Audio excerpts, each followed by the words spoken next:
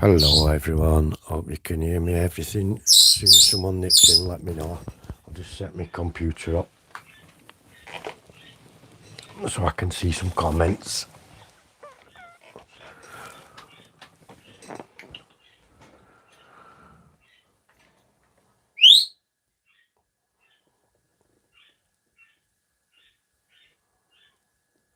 Hiya Mark, thanks for coming mate, thank you. I'm just going to go through a few things, bits and bobs, what's been going on. I hope everyone's okay. Let's have a look. I'm just trying to get my computer up so I can see. John, thank you for coming. Good morning, my friend. I'll just put this on. I can see the comments better from there. That's great. Thanks for that, Mike. Thank you very much. Thank you. Thank you. I hope Jimmy doesn't make too much of a nuisance of himself. What have I got to do now? Put that out of the way. As you can see, I'm really well prepared and organised. Derail Darrell, hiya mate, thank you for coming. I hope you're well. John Knopfler, I hope you're well. Jerry, thank you for coming. Thank you mate. As you can see here, there's a sticker there. At the bottom is the new handle for the channel what YouTube gave me. I've got quite a lot of these stickers, and if anybody wants a sticker, I'm more than happy to get them sent out to you. All you need to do is email me. If Jerry could put, I might be able to, I'll type it in myself here, I think.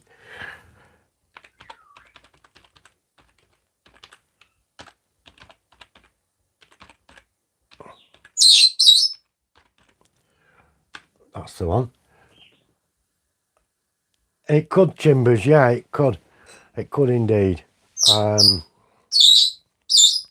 But I don't mind. I don't mind. I'll send people a sticker if they want one. Just drop us an email. Just drop us an email. Anthony Dodge, thank you very much for coming, my friend. I do appreciate it. I really do. Thank you. I wanted to talk just a little bit about... Hiya, Josh. I don't know, Timbers. Do you want to be? Do you want to be a mod and help Jerry out? Paco, hello. Thank you for coming, my friend. Lovely juggler. Let's have a look.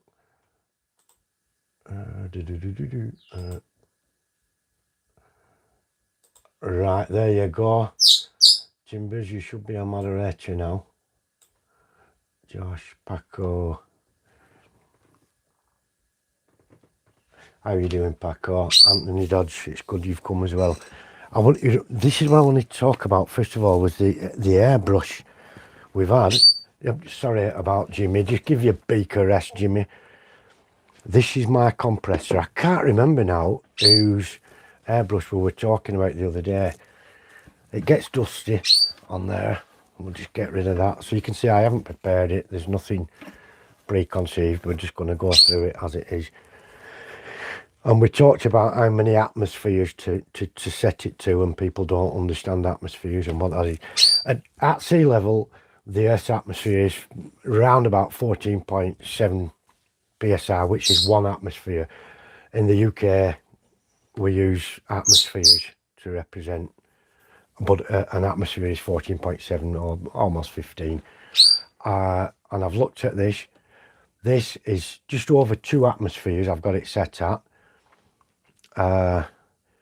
34 pounds, so it's just over 2 atmospheres.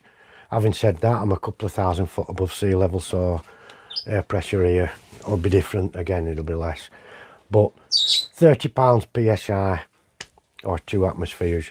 Mike at Putnam, thank you for coming. The airbrush I use, I'll put this out of the way now. There's no air tank. I don't think it's necessary to have an air tank. Not needed at all, especially for this type of thing.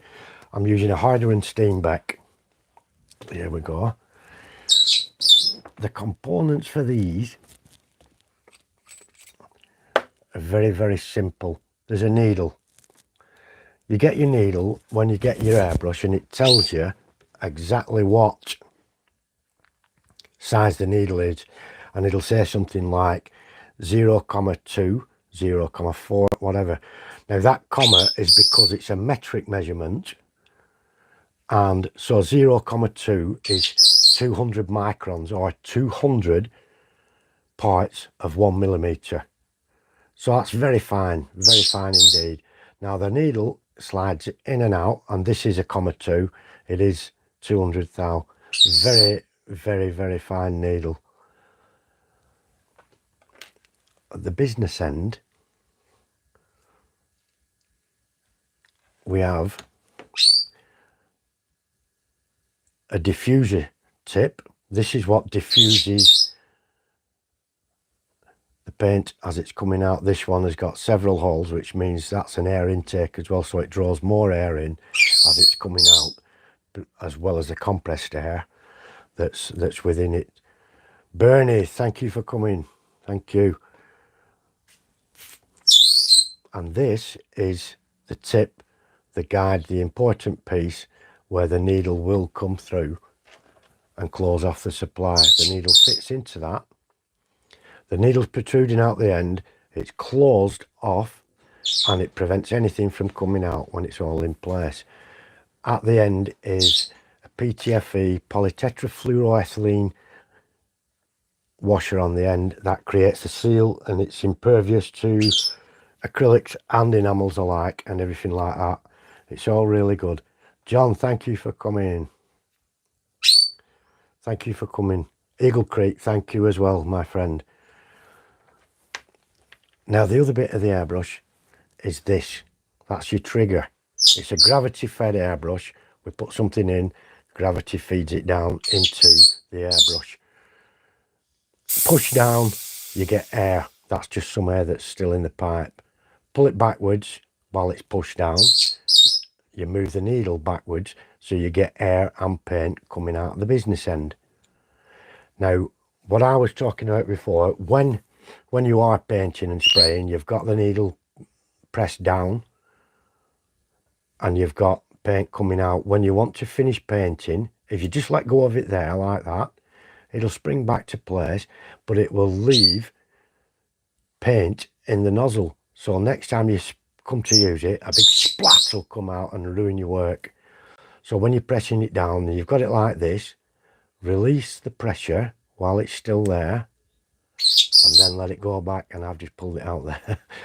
Release the pressure, or keep the pressure on and return it to there. The important bit is return it to there.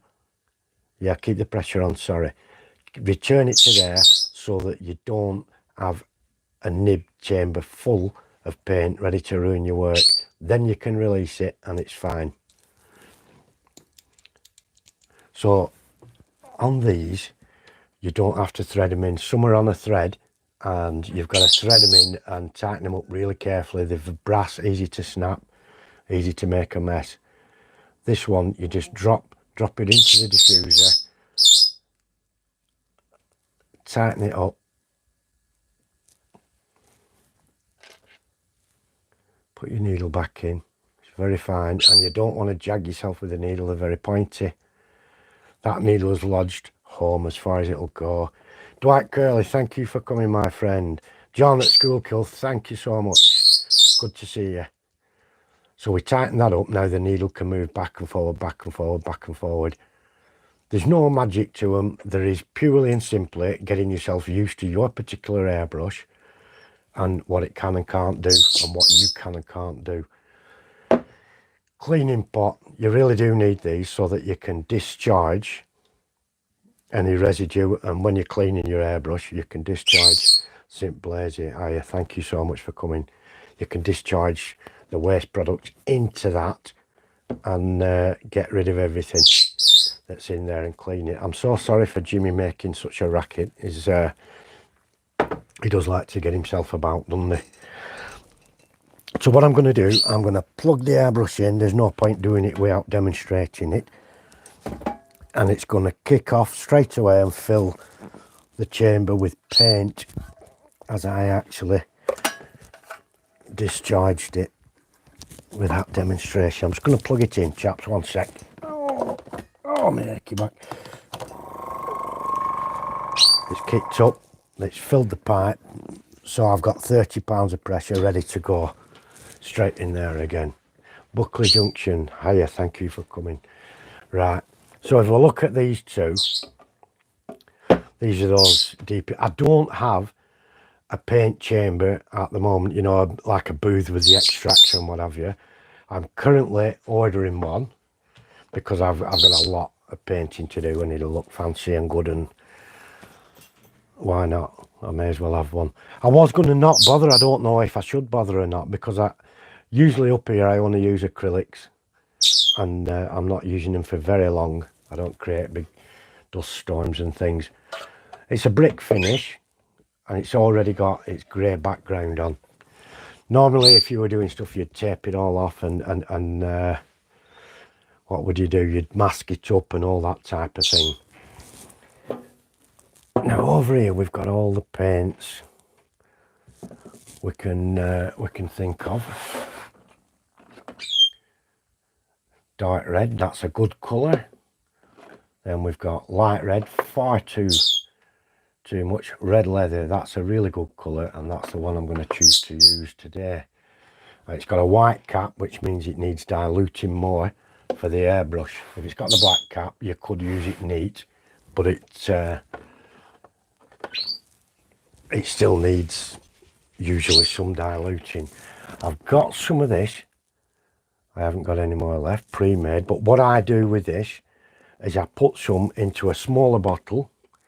These you can get a bag of 10 on eBay for £1 or 2, not much, and I'll mix this with some fluid to dilute it all. Yep. We know we have a little shaker that I made, but I don't think we need to use it for this one. We're just going to demonstrate how we do this airbrushing. So I'm going to put 1, 2, 3, 4, 5, 6, 7, 8, 9, 10, 11, 12. Put 12 drops into that. A straight hillbilly, thank you for coming, my friend. Thank you very much. 187 Steel Mill, hello, thank you very much, my friend. Appreciate all of you coming over. The thinners I use is this Ultimate Airbrush thinner. It'll do for any acrylic that you've got, and you can use the acrylic recommended by the manufacturer if you want to pay for that, but they're all a much of a muchness.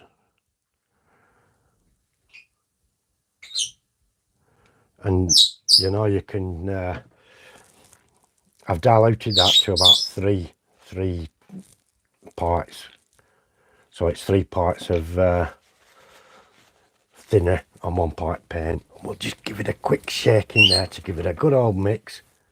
Normally I'd put it in the machine and mix it, but we're not going to do that, so I'm going to move this here.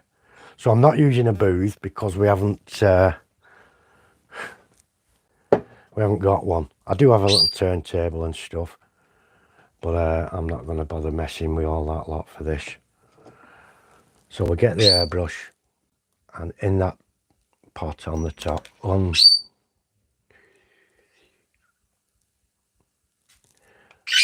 just fill it up a bit like that. So there's plenty in there. There's quite a lot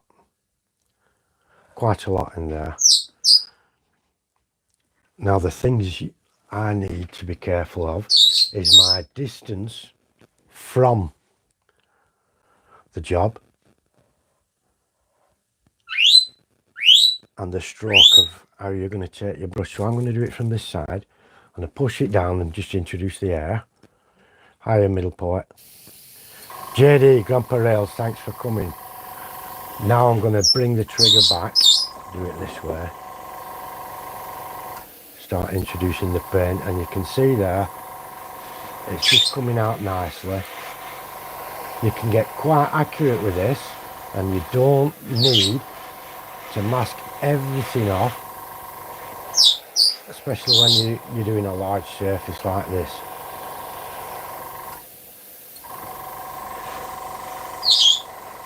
This is I'm only pulling back slightly on the trigger, so it's introducing a small amount of paint. We're not going to get runs. We might need to do another coat later on.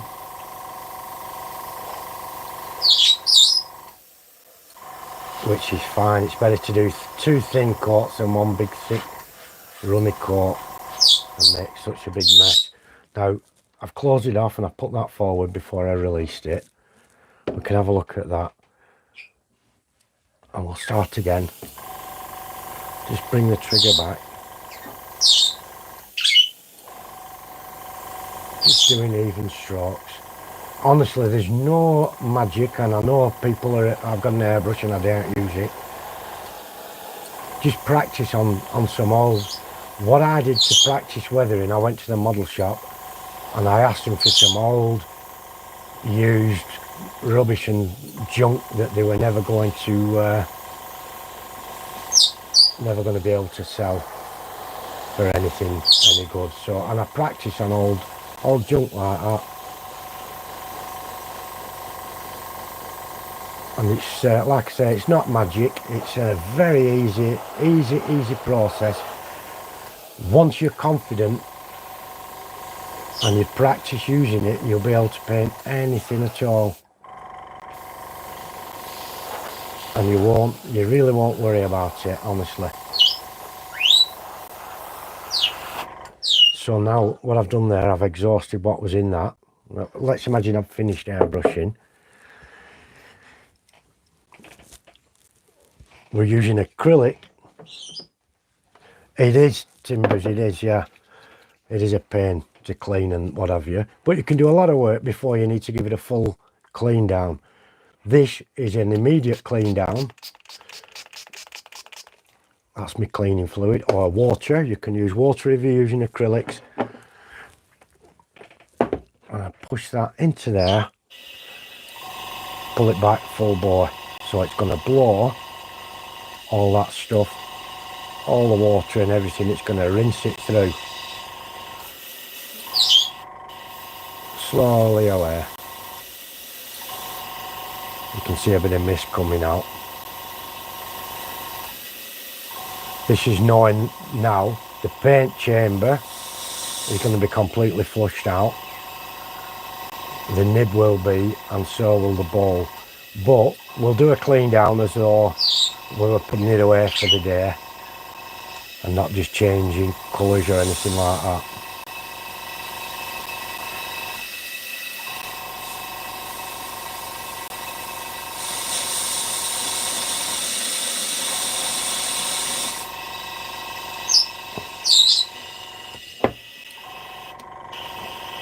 Just about done, just about empty. So we'll shift all this out of the way. I've switched the compressor off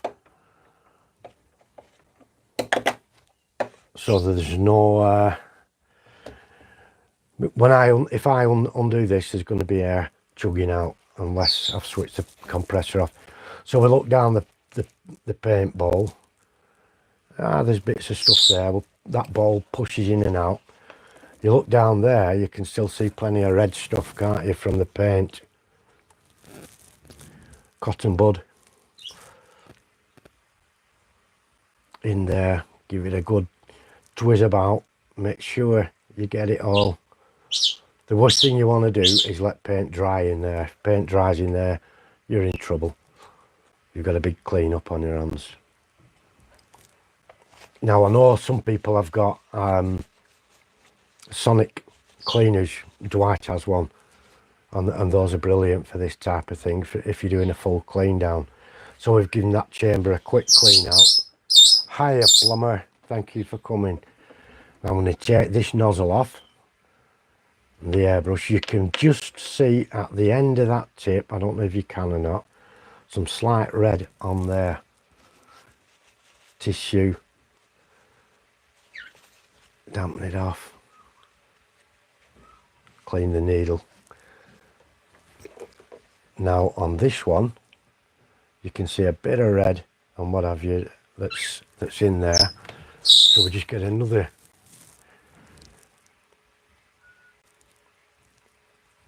give it a bit of a clean there. Now I put this and blow through it.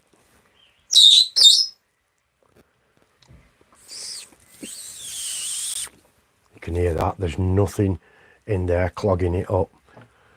And as a final check, you stick it on the needle and see if the needle comes out okay. Yep. So there's no clog there. There's no clog there, so we can put that diffuser valve back on that diffuser end. That valve. Leave that to one side, and we've just got this mucky thing to clean, because you don't want these colours mixing with your next colours. You don't want it all drying up and messing about in there. And that's all it is, a simple clean. You're ready to change colours. If it was really dirty and we were doing lots of things, we'd nut and bolt it and take it apart properly. But I'm hoping there's people who are just worrying about using their airbrush. I really hope you have a go. Instead, all you have to do with this, put something in it. It can be the cheapest mixed of paint. You don't have to use a fancy paint for your first practice attempts.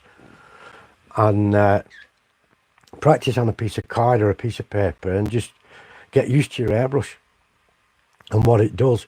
And once you've done that, yeah, Dan, that's true. You can, especially if you're using it for an elongated time, you can get paint drying on the tip of the needle, and that causes issues for you.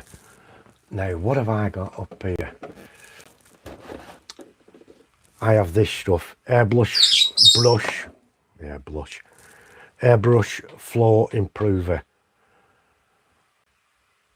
and you can either mix it in with the paint or just put one drop in the airbrush first of all. You don't need a lot of it. What that actually does is sits on the needle and prevents paint from drying on there. So if you were doing like we were just doing there, and we did get dry needle, as you can see when we pulled the tip out, pulled the diffuser off and that, you could see there were paint drying on there. And so it does happen. As soon as it contacts the air, it starts to dry. And a big build-up of it causes problems. But for what the short job we were doing, it didn't cause us any problems. And we didn't need to use an improver. But if I were doing the whole thing all at once, and then doing the other building as well next to it, I would probably use some flow improver in it, just a drop each time you top the bowl up. That's all it needs. Chazco, thank you for coming. I hope you're well. But yeah, acrylics can get messy like that, but you can use them. Randall, thank you. Thank you for coming, my friend. You can actually use acrylics in the house fine, not a problem, and you don't need the extraction booth. If you're using enamels, I would definitely say you've got to wear a mask and you've got to have all the business for that. I've got masks and that, but I'm just struggling with the idea of whether I should bother buying the booth. I don't know. I value everyone's opinion on that. If you could you give me opinion, buy the booth. It's about £100 for a spray booth.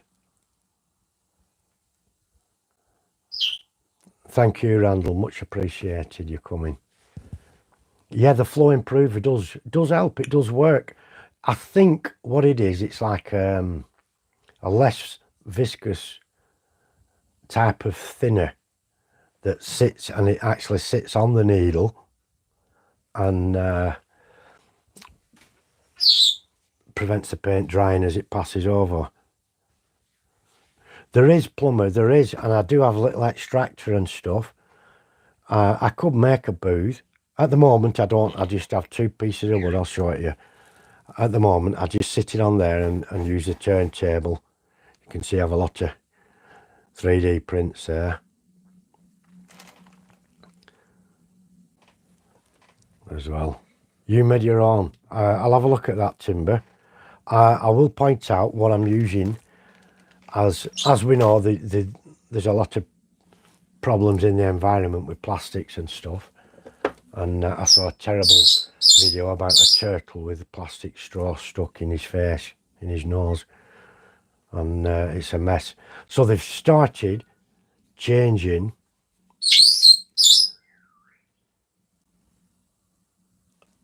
That's good, Dan. That's good to know. March West, hello. Thank you for coming. Smolton, thank you for coming. Hello, my friend. And they've started making these Q-tips, cotton buds, whatever you want to call them, with paper rolls instead. But I was looking on the internet, and these are bamboo. These are bamboo. When you finish using them, let's imagine this is a finished one, you can just pull the cotton off the ends, and you've got yourself a little bamboo stick. You can use it for your model building, paint, stirring, whatever you want, and it's all environmentally friendly. What I do have is clips, lots of bulldog clips for holding stuff that I'm going to paint, and I use the bamboo ones for that. So it's a short little stick. Clive at Newlyn, thank you for coming, my friend. And I'll just use that, and I've got a chunk of wood, a couple of chunks of wood, and I just stick them in that. When you order these bulldog clip things, not bulldogs, these grippers, they come on a long stick like this, and the whole thing's quite tall, quite high up, which is good. But I've taken a few off and put them. Shut up, Jimmy. And I've put them onto these bamboo sticks, which is just a byproduct of the old cotton buds, and they're all completely environmentally friendly. And I got a dozen packs like this for £5, post free and all the rest of it. So it's well worth it. It's well worth doing, and we're not having plastic getting into environment and spoiling turtles' playground in the sea, which is horrible for the turtles. And so I just keep all of the sticks. They're not ultra strong or anything, but you could use them in a diorama, and you use them for something. I don't throw stuff away unless I have to, much to the annoyance of my wife Ron. I hoard and collect all kinds of things. So that's where we were at with the airbrush. It's just a simple matter, in my opinion, of getting yourself used to the airbrush. There's cheap airbrushes. Nathan, thank you for coming. And you can get a decent finish out of a cheaper airbrush, but they do not last very long, and getting the spare seals and parts for them isn't always easy. And my advice would be spend a little bit more money and get a basic good quality airbrush first of all, and then you can start buying more parts for it, bigger needles and what have you, for when you're doing different types of jobs. This needle, the 200 micron needle, isn't ideal for doing a big surface like this, but it is doable, and it's not worth it to me to change the needle and tip just for the sake of doing that when I'm just doing a demonstration. But you can get larger, you can get one twice as big for this particular airbrush, and a new nib and that'll cost you about 40 to 50 quid for the larger needle and larger nib for the end. But it's Harder and Steenbeck, and they're guaranteed, and they last a long time. They really do. But you can get ones cheaper. You can get things a lot cheaper. Iwata are good. Pash, Badger do a good range. There's loads of them, but it's just a matter when you've got your airbrush, of giving it a go, not being frightened. I understand trepidation, and you know I didn't want to use the airbrush on my rails. Plummet, they're good to practice with those, the really cheap ones. They're good to get your technique honed using those. They really are, but the sad thing is they won't last long. Eventually the seals will give, and you'll end up having to get replacement parts, which you can't get, so you'll end up having to buy a new airbrush. But if you're going to buy an airbrush, make sure you can get plenty of parts for it, because things do wear out eventually. Threads and seals and stuff like that do eventually wear out, no matter how good and careful you are and how good you are at looking after them. They do eventually wear out on you, and so that's really, you've just got to make sure it's a brand where you can get the parts from. That's the main thing. But the cheaper ones are good for practicing and doing stuff. But I didn't want, first of all, to use the first time I airbrush. I didn't want to start doing my rails on my layout with them. And what happened was I'd used the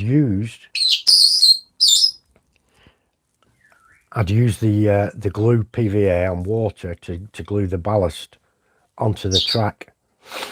And I thought, well, I'll give it a go now. I kind of know what I'm doing with an airbrush. This is a long while ago now, and it was a disaster. And so I used, like a clown, acrylic thinned with water, which I don't do anymore because I've done a few practice runs, and a lot of them say water thinnable.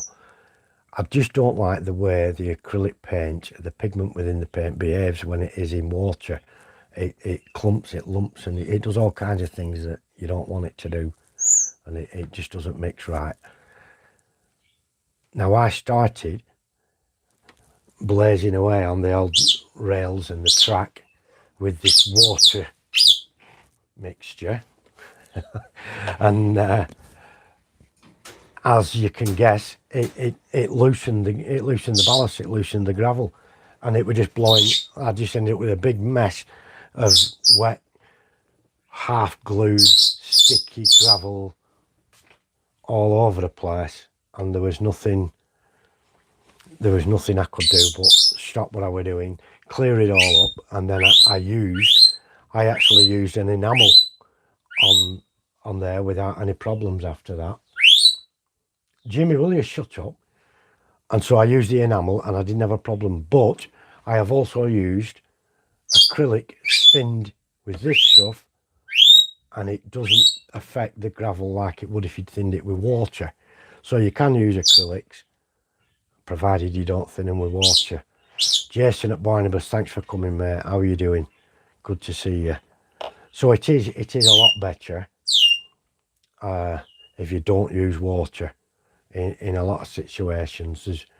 There's good, you know, there's colours. There's life colour.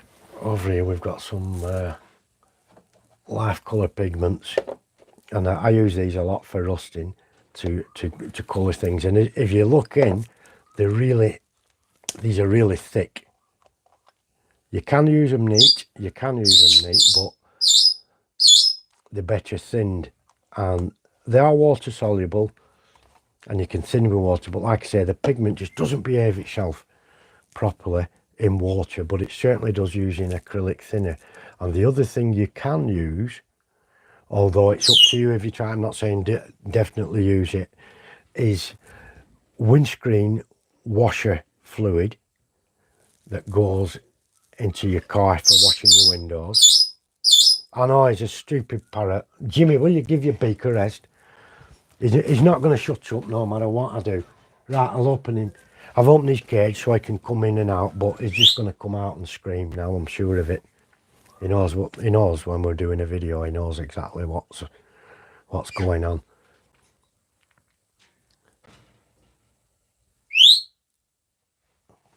So what was I saying then? Yeah, the fluid you can get this is only 8 or 10 quid. It lasts forever, lasts for ages, and but But you can use that washer fluid. I have used it with success, but I don't use it because, are you sure you don't mind? Because I know some people hate the screeching that he does, and he does it on purpose. In the next room I've got an African grey parrot, and he's just got a vulgar foul mouth. He'll say pieces of 8 and stuff, and then he'll say F you, unabbreviated, and stuff like that. He's very, very filthy mouth. I don't know where he's got that from. So Jimmy squeaks and not swears, which is better than F and blinding like the other parrot does, like the African one. Yeah, it's the washing fluid that you put in your car and dilute with water. I think it was my youngest son, Timbers, what taught him. My youngest son he has special needs and does a lot of swearing himself, so I think that's where it's come from. I really do think that. But yeah, you can use that washer fluid, and I've used it and it's worked fine. It really has. Wow, Jace. So you've got tons of junk to get. I've got loads of junk to get rid of, as you can see from my bench and what have you. But I don't. I tend not to spend a day on it. I spend 10 minutes and then get cheesed off with it. I've still got this on the bench as well. This is a little that loco I did, that dapple, rusted up, and I've not found a place for it yet. So it's sat like a shelf queener on the bench at the moment, but I'm sure it'll find a home somewhere along the line. So basically that's all I'm going to show you with the airbrush. We'll get that away. And stick that one. So if you are worried about using your airbrush, don't. Just get in there, get stuck in and have a do, because it's not magical, and it's not even, I wouldn't call it a skill. It's just a technique. Just learn the technique. That's all it is. Yeah, I have used that washer fluid. Jimmy, give it a rest now. You've come out, haven't you? You've just sat on top of your cage giving it Billy Big, whatever. Yeah, Jimmy, there you go. He doesn't like to be on camera for some reason. Cheers, Daryl. Thank you for coming. Enjoy your breakfast, my friend.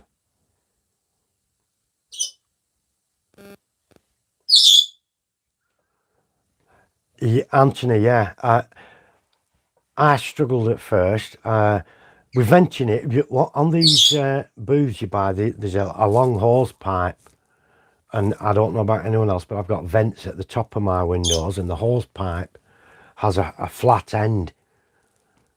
And it'll fit just right into the vent. So I could vent it out of that. And I probably will get one rather than build one. And it will improve the air quality for Jimmy, I suppose, if I vent it out. And I might be able to use enamels in here as well. Not totally sure, but I might be able to do that and get away with it. But it's good fun once you've learned how to use your airbrush and you've got your own technique tailored to you, because all airbrushes are just a bit different. Excellent, Plumber. Yeah, this Jimmy. Jimmy, how old is he? He's 7 years old now. He's 7 years old, and he's a Senegal parrot, and he'll live for quite a lot longer, I'm hoping. You know, they can, in 20-25 years. The African grey, in captivity, it's not unusual for them to live to 70-75 years. Thank you for coming, John. Thank you, I appreciate it. 21, that's great stuff. Thanks, John. Grandpa, where else? solid glass one on each side. Yeah, you could replace the windows, but this vent, I don't know where you could direct it. It's better if you can direct it to outside. But there's filters in it, and they absorb most of the overspray and stuff. So the air's pretty clean by the time it's coming out of the hose pipe at the other end. Hang on, Nathan, that's a good question. What are you going to use the buildings for? Have you used watercolours to weather stuff? How did you get your... Is it your parrots? Is it he or she? Ah, right. I'll do the parrots one first, Nathan. This parrot, we bought him from a private seller who got a parrot and didn't quite know what he was doing, so wanted to set him off. They do live a long while, yeah. And he wanted to sell him before he suffered, so we bought Jimmy from a couple of towns away. The African grey parrot was very, very badly abused, and he'd gone to a rescue centre. He plucked all his feathers out. He was frightened of people, and he was really afraid in a really bad way. So we went and collected the parrot, and we got him back here, and eventually, by just being really, really gentle. Joe Rader, thank you for coming. And we coaxed him into coming out of his shell and being a bit more parrot-like. Thankfully, he's grown all his feathers back, and he's doing okay now, but he still can't fly. He doesn't go in the cage unless he's going in there for something to eat. He spends a lot of time walking around the top of the cage and shouting at people and trying to pluck wallpaper off and all other type of parrot things. Then we've got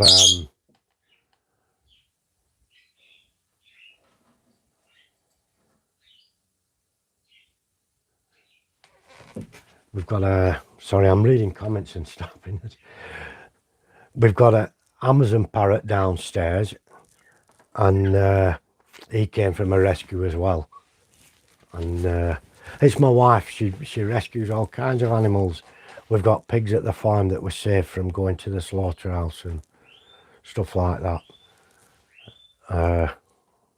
It's not a cheap hobby, lads. You know, it's not. Rescuing animals is not cheap. It's good and it's noble, and it's great to see the animals as they're rescued and living a nice life, but it's not cheap. But nah, nothing's cheap, is it? My hobby's not cheap. Built-in airbrush booth out of plastic tubs. I've got some fans. I've got plenty of fans.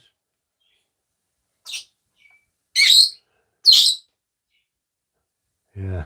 Yeah, well, I recently bought this little compressor. About 50 or 60 quid. 50 or 60 quid off eBay, delivered. Excuse me, and it's a very, very good one. I've got a large compressor for running my sandblasting unit out in the workshop, and that's 3 horsepower, which is far, far too much for airbrushing. I'm sure it'd destroy your airbrush. Wow, Timbers. Wow, that's a lot. It's good that there's people out there to help animals, though. It really is. I really hate animal cruelty myself. I'll get back now. So the buildings, these are going onto my layout. They were gifted to me, pre-built like this. I got half a dozen, and I've got some more to do. They're all going to go on the layout. They've all got a place on the layout. I might have to make some alterations if any more buildings come. Ah, that's good, Timbers, that's good. And so they are going to be used for that. Now, for the weathering, I use all kinds of different methods for weathering. I use powders. I've got drawers here with powders in them.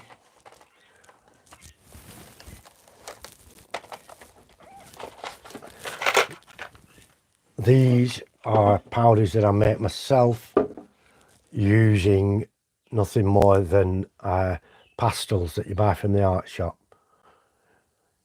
Just plain old pastels, and they stick really well, they mix really well, and as you can see I use them. I've mixed there for a grey, mixed there for a light brown, that's the dark brown, and that's the orange. Mix those two together for that, mix the black and white to get the grey, and it's as easy as that. I also use commercial powders that are available. These ones, MIGs, dark rust, road dirt, stuff like that.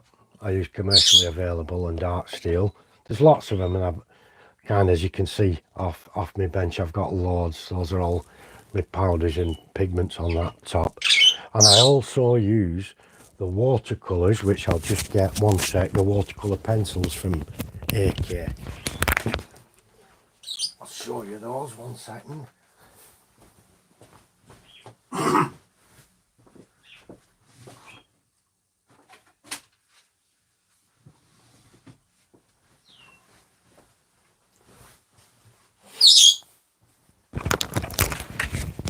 Right, I'm back again now, chaps.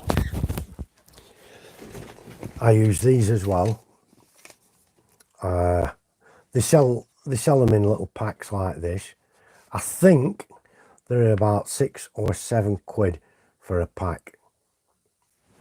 UK viewer, I'm missing that tip now.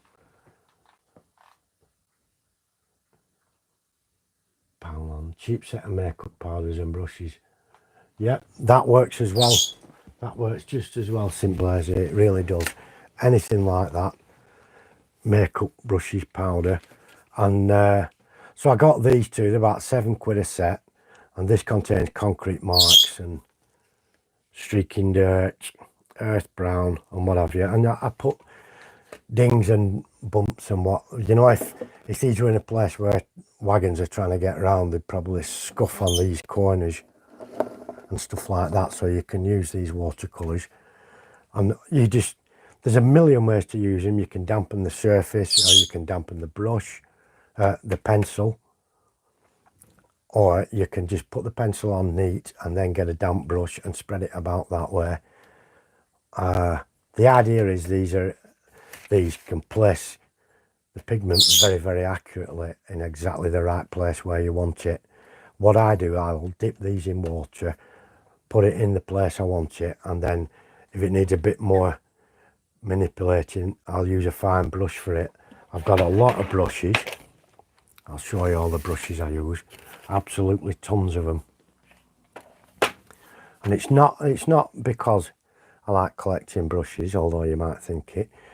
It's purely and simply because we go through a lot of brushes. These, I don't know, these were a little bit more expensive. Very fine tips on the end. Very, very fine. That's a 3/0, the size of that. Pointy ends on these ones, and that's so I can manipulate things. Like the in between the brickwork, you know, the mortar joints in between the brickwork, you need a fine brush if you're just doing a bit of that, and you use capillary action to let the pigment that you're putting in there work its way around. You need a fine brush for that, so you don't want to make a mess everywhere. Yeah, I know, homeless dogs.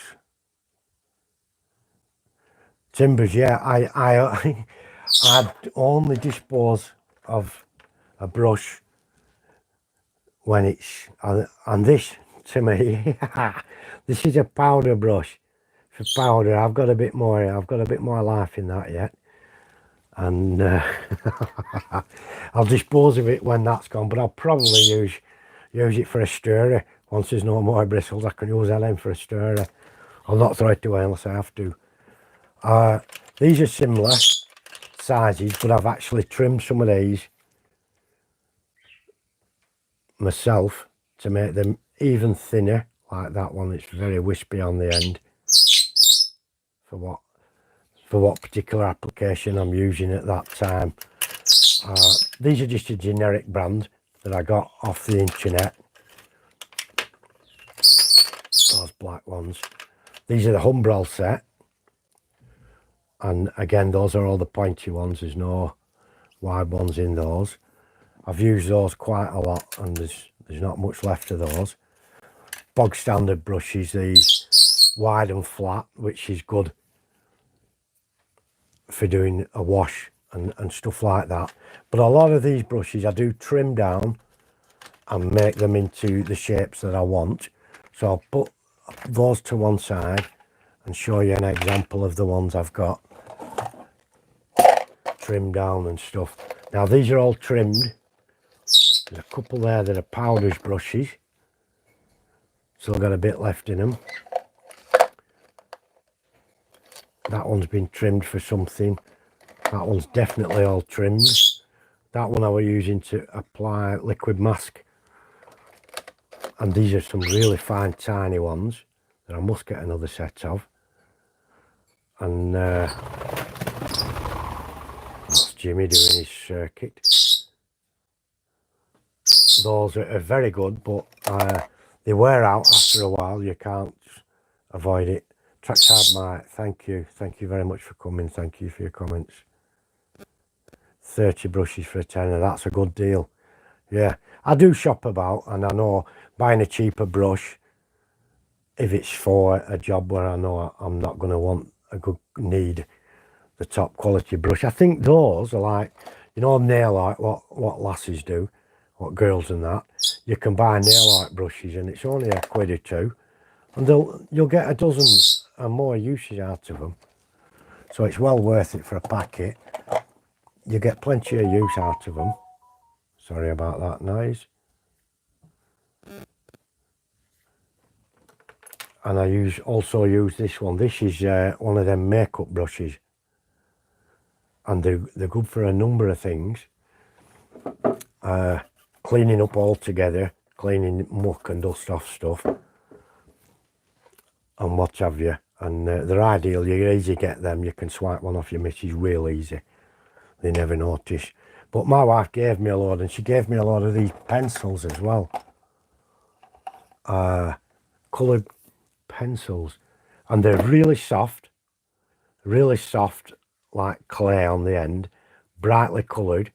But these are loaded like, I think these she had an autumn colour set, and she's giving them me because she's got fed up of putting makeup on when she goes to feed the pigs and muck the horses out and stuff. I don't think the pigs appreciate you taking the time to put eyeliner on or whatever it is. So she did. These are ones she wasn't using, so she donated them to the cause as well. So they're always good to have, handy to have, and useful. Those colours are going to go rusty scrapyard type of thing. You know, those are probably the best colours for that. But yeah, I use a lot of pigments as well, and take my time doing it. Well, once I've airbrushed and got what I want like this, then I start putting all the fine details on, and rusty pigments and all that type of stuff, you know. And that's where you can sit back, relax, take your time, and really enjoy what you're doing, like I do. It's a marvellous activity, very, very relaxing and very chilled out. I love rusting and doing, and I've done one or two jobs for other people where they've sent me something and said, can you make it rusty like the one on your layout and stuff like that. And I absolutely don't mind at all doing that for folk. Absolutely don't mind. I like it, keeps me busy, and it's very, very therapeutic for me and relaxing. I do have, thank you Time Traveller, thank you. I do have some other kits because we know it's coming winter, and I'm in the shed with my layout. I'm going to put the fan heaters on, which I usually do. I put thermostat controlled fan heaters on at layout height so that we don't get damp. One year I didn't do it. Thank you, Mike. Thank you very much. I didn't put the heater on and it got damp and it wasn't nice. Luckily I caught it in time and sorted it out. So I put the fan heater on now and it keeps the air moving and stops everything getting damp. I don't go out there as much in the winter because my old achy bones start creaking and groaning. And if there's ice on the ground, I'm guaranteed that I'll slip, fall and break my leg or something stupid like that. So I don't bother going out at all if it's icy. I might bring my locomotives indoors for the winter time. Certainly from like November through to February and bring them indoors. I'm building a little test track indoors, so as long as I have somewhere to put it. I've got some other stuff and I don't know. You know, you see things. Sorry, those are just some wires and some resistors. You see things and I see things and I think, oh, I'll have a look at that. And then when you go back, it's gone. And so the time to buy stuff is when you see it. I got this. This has got to be built up. That's a 1/76 scale. This is 1/72, but it is. Yeah, it can. It can indeed, valleys. And I use this. I'll use this for a scrapyard truck and what have you. That's what that'll. I'm buying for scrapyard to put in. And I saw this on eBay and I couldn't resist it for the price. And I know there's more of them at the same price. Now, I've got a couple of places I may be able to put this, but I'm not 100% sure. I'm going to have to squiz it in somewhere, califuge things. But I've got all the lights and everything for it. I enjoy building them and painting them and detailing them. And I will find somewhere. If I don't, it'll have to sit on a shelf, but I will find somewhere for it. I know I will. I'll alter things. I like the city aspect of it, you know, and lots of buildings. As you all know, I'm not into the countryside, rolling hills and sheep and all that, because I've got all that. As soon as I look out the blasted window and Sheep Point on something else.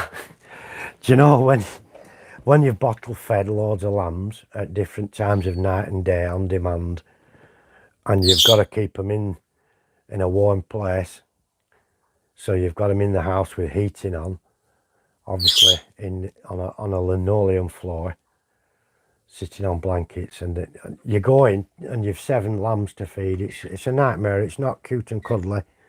It's not nice and pleasant, and people go, oh, feeding lambs. Come and do it, and see for yourself that it's a nightmare. They jump all over you, you get covered in whiz, you get covered in poop, covered in milk. It's horrible. Timber, yeah, I do, but I don't travel that far. I've got difficulty walking. I had an accident and my back was broken. And I struggle to walk and I struggle to get around. I'm in Pendle in Lancashire, right on the border with North Yorkshire, East Lancashire. Up in Pendle in the hills. So yeah, I do get to exhibitions, and thanks, Plummer. Yeah, I like them. I do get out to exhibitions when I can, especially if they're only local. I haven't been to Worley, the big ones at the NEC and stuff, but I'd love to do that one time. But I think if there were an organised coach trip, rather than driving down to Birmingham, I'd be more inclined to do that than. All right, where in West Yorkshire are you from?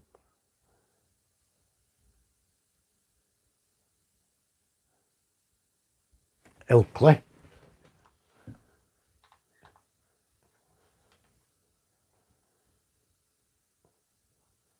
Yeah, I imagine it will be, Timber. I imagine it'll get absolutely chock-a-block.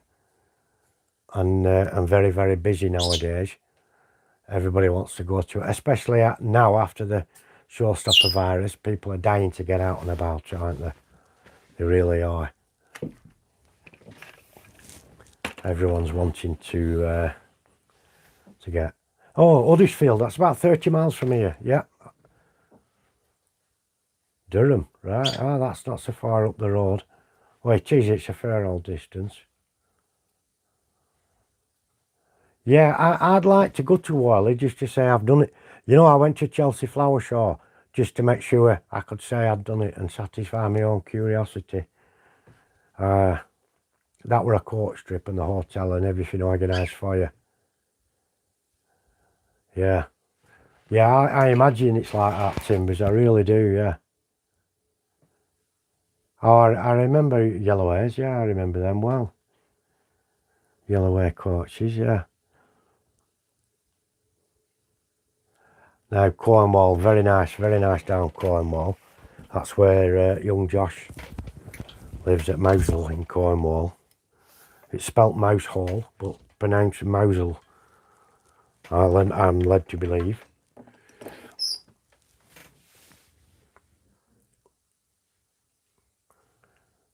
Yeah, well, there's a local one. There's Pendle Forest does one, and there's Hyndburn. In Hyndburn, it's not too far from me. Blackburn and District, and that's always a good show. That really is always a good show, and they hold it at the Hyndburn Sports Centre. It's only 15 miles from me there and 15 miles back down the little M65. I can handle that. I can drive. I can drive that far without any problems. If I had to drive a distance, it becomes tedious. I've got to stop aching and moving my legs and manipulating all my joints about. I've got fibromyalgia as well, so it doesn't help. I'm not here to mourn anyhow. Everyone's got something, you know. There's people a lot worse off. I'm very grateful for the health I do have. Josh is in Cornwall as well, yeah. Very nice.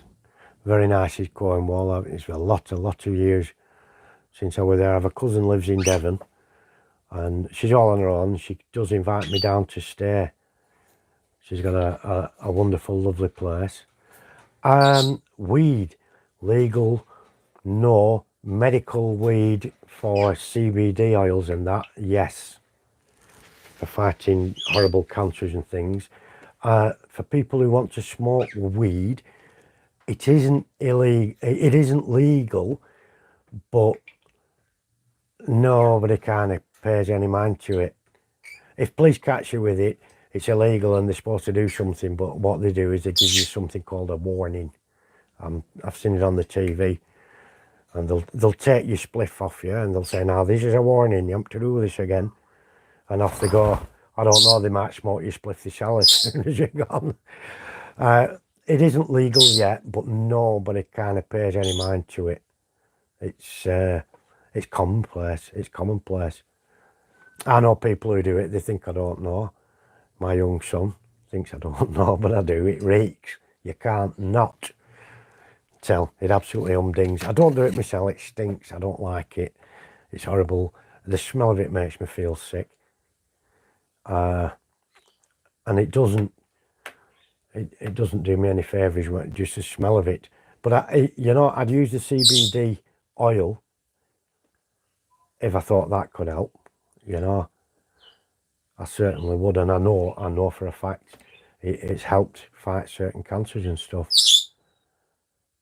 Yeah, valleys. The police often ignore people who smoke weed because it's hardly worth the bother. Because if they did arrest somebody and take them to the cells and what have you, there's a high likelihood the Crime Prosecution Service wouldn't waste the time, effort and money prosecuting someone for having a bit of weed on them. And if they did, the magistrates at court wouldn't be, they'd say, oh, £10 fine and costs or whatever. They're not interested. No one's interested anymore, but I think it will be legal eventually. They can't stop it. They can't stop it now. It's with the internet in particular, people know the benefits of it. I have a friend who smoked weed he's just passed away sadly, but he smoked weed for a long time and it helped him think and concentrate and do things. And believe it or not, he built an international aerospace company purely on his own. He started off with a lathe in his shed and he went from there and there and there, and he always smoked weed even when he was the MD and he employed 200 people, and he still smoked his weed, and he said it helped him to concentrate. But there you go. I suppose some people like it, some don't. I don't, because it doesn't make me feel very good. It reeks and I just don't like it, but I have absolutely no objection to anyone else who wants to smoke it. I have absolutely no objection to other people smoking it. I just think it reeks. You know, I wouldn't like it right next to me. If you smoked it near the window, I'd be all right with it. But yeah, it don't bother me. I'm not judgmental about it at all. It's only a bit of weed, isn't it? It's not something that's, and it's proved now, it's not a gateway drug. It's not anything of the sort. It doesn't really do much harm on its own. It really doesn't. Yeah, and I'm sure cigarettes as well. If somebody tried to bring cigarettes out as a new trend or a hobby now, they wouldn't allow it because of the dangerous after effects of smoking tobacco. You know, and yeah, alcohol. I don't like drunken people at all. Really don't like drunken people. But I've spoken to people who've had a good few spliffs and joints or whatever, and they're not like a belligerent, angry drunk. They're actually all right. There's no effects from it. But yeah, I don't have any objections. Young Jimmy has jumped and flown onto my shoulder. Could we get you to go on here? Do you think, Jimmy? Good boy. This is young Jimmy.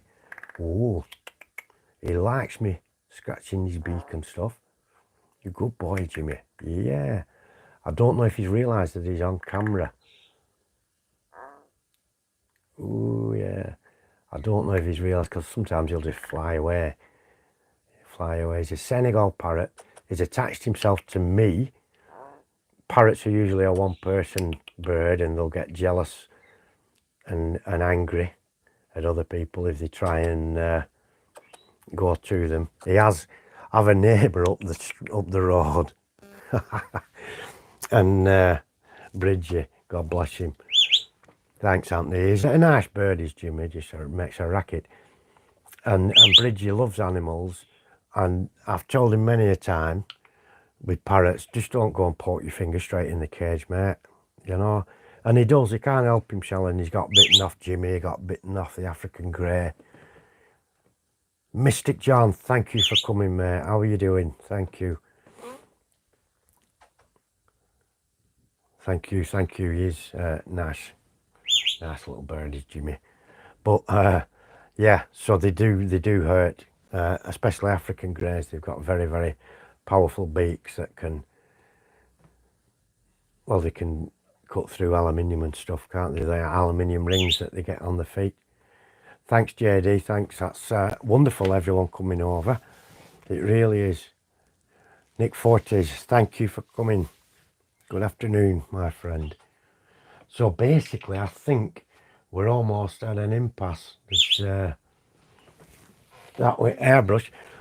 Sorry. I'm more hoping to give those who don't want to have a go with an airbrush to have a do, because they're a wonderful, wonderful tool. That's all right, John, Mystic John, you're never late. I just want people to have a go, because it's a massive, massive instrument and a brilliant tool in the workbox. It really is. And I've used a couple of cheap ones. I bought a couple of cheap ones. A cheap one was about 10 or 12 quid from eBay, and it lasted an hour or so. on different stuff. You know, I get it. I'm saying an hour or so. It was a bit more than that, but I can't go around and show them all. I can't walk around with the camera. We've also got dogs and stuff, and I've actually locked myself in this room while Jimmy's flying loose. But I will get all the parrots on. Nikki, thank you for coming. I don't think we've got much longer to go, Nikki. I'm almost calling it a day. If I have missed anyone's comments, I really do apologise. I will go back through afterwards and try and answer anyone's queries or questions if they have. But yeah, if you do have an airbrush or you're thinking on getting one, thank you very much, St Blazy. Much appreciated. I appreciate every one of you for coming over and giving up your time to come and watch my nonsense. And it was Jerry. Jerry kept ironing me to get and do a live. You haven't done a live for ages, so he's a good mate. He's a very good mate of mine. He's Jerry Satiriali. Jerry Sats. I don't know how many of you know him. If you don't, go over and have a look at his channel. He's here somewhere, kicking about somewhere in this audience. Boxcar Jerry.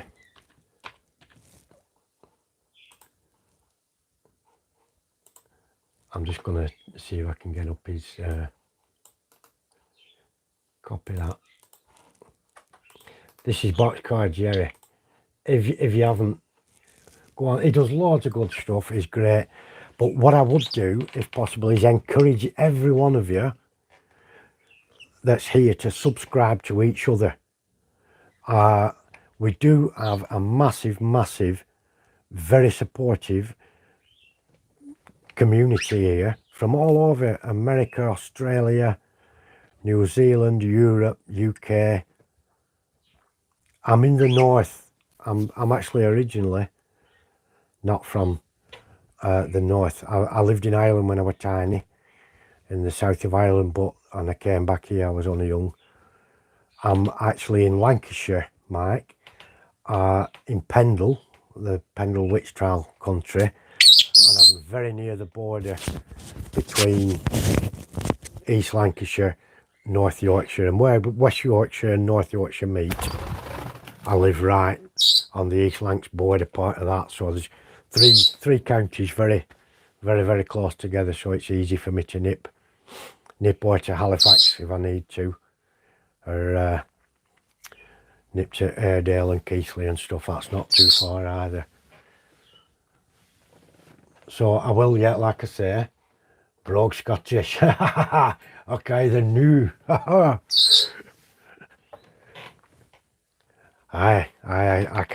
can't do that. I can't. But yeah, please do encourage you all to subscribe to each other as well. We've a great community, and I appreciate you all coming over. I've done so well with subscribers myself, and I want everyone to do well. And if we all subscribe and support each other, we'll keep the momentum going and keep things going.